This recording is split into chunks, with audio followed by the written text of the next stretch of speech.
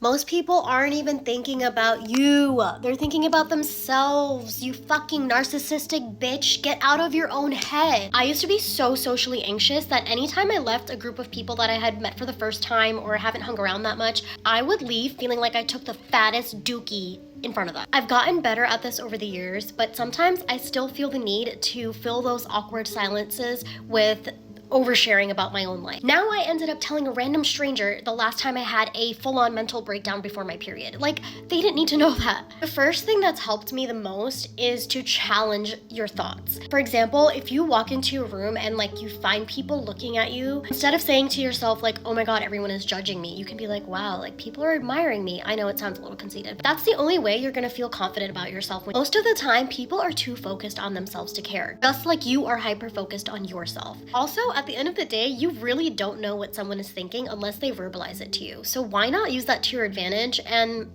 pretend they're saying the most amazing things about you in their head? Another way is to start with small interactions.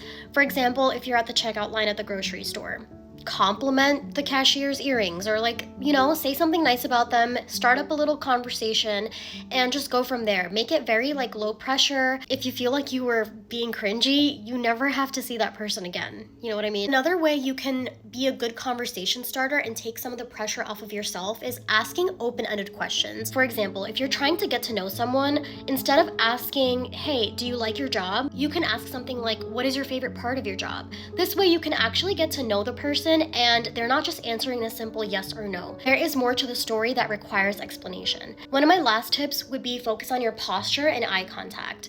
I know it's kind of weird sometimes looking into someone's eyes because I feel like when I'm talking to someone, if I look at them for too long, it gets really weird and I have to start looking at their forehead or like look away. The only way to get over this hurdle is to keep practicing making eye contact for a little bit longer each time. Obviously, don't stare into someone's soul until they think you're a fucking creeper. But immediately, like even if you're like hunched like this, doing the simplest like roll your shoulders back, away from your ears. Also, I find that using hand gestures kind of takes the pressure off of like people just having to listen to your words, because you're also giving off some like non-verbal body language and it makes you feel more engaged in the conversation, at least for me. Your fear is only going to amplify if you avoid.